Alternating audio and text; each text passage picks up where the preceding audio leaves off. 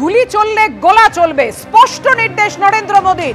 আপনাদের জানিয়ে রাখি, প্রধানমন্ত্রী নির্দেশ দিয়েছেন গুলি চললে গোলা চলবে, জঙ্গিদের মাটিতে মিশিয়ে দেওয়া হবে, জানিয়েছেন ভারতের প্রধানমন্ত্রী নরেন্দ্র মোদী। এমনটাই সূত্রের খবর। অপারেশন সিঁদুর শুরুর আধ ঘন্টার মধ্যেই বাহওয়ালপুর, মুরিদকে, মুজফ্ফরবাদে জঙ্গি ঘাঁটি ধ্বংস করে দেওয়া হয়েছে, জানিয়েছেন নরেন্দ্র মোদী। এমনই সূত্রের খবর। গুলির জবাব দেওয়া হবে গোলায়, জানালেন প্রধানমন্ত্রী নরেন্দ্র মোদী। অপারেশন সিঁদুর শুরুর আধ ঘন্টার মধ্যেই বাহওয়ালপুর, মুরিদকে, মুজফ্ফরবাদে জঙ্গি ঘাঁটি ধ্বংস করে দেওয়া হয়েছে, জানিয়েছেন প্রধানমন্ত্রী। এমনই সূত্রের খবর।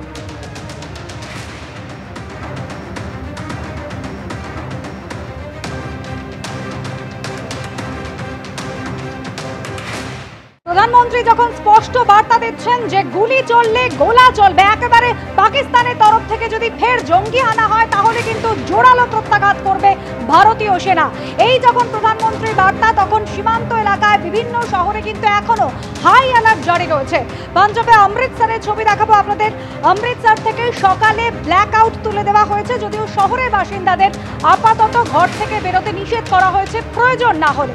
আমাদের প্রতিনিধি পার্থপ্রতিম ঘোষ এই মুহূর্তে সরাসরি রয়েছেন আমাদের সঙ্গে। পার্থপ্রতিম, একটা চাপা আতঙ্ক তো রয়েই গিয়েছে, তার মধ্যে কি ছন্দে ফেরার চেষ্টা চলছে?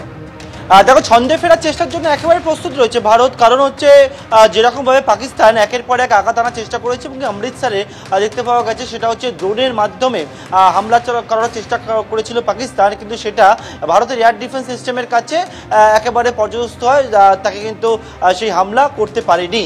কিন্তু যখন এই হামলা করছে পাকিস্তান এবং সিজ ফায়ার ভায়োলেশনের মতো ঘটনা গতকালকে ঘটিয়েছে, তখন কিন্তু এবং পাকিস্তানকে কতটা বিশ্বাস করা যাবে সেটা নিয়েই কিন্তু সন্দেহ করছে।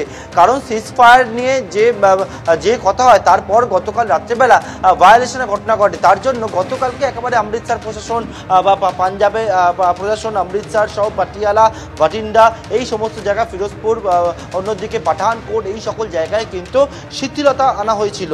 বলা হয়েছিল যে স্বাভাবিক জীবনে ফেরার কথা বলা হয়। দোকানপাট যে বন্ধের নির্দেশ দেওয়া হয়েছিল আগে থেকে, সেই সবটা স্বাভাবিক নিয়ম থাকবে। কিন্তু পাকিস্তান যে ভূমিকা দেখালো, সেইটা দেখানোর পরবর্তীকালে সঙ্গে সঙ্গে আবারও পুরনো যে ছবি দেখা যাচ্ছিল কয়েকদিন ধরে, ব্ল্যাকআউট, সেই ব্ল্যাকআউট করে দেওয়া হয় গোটা পাঞ্জাব চত্বরকে।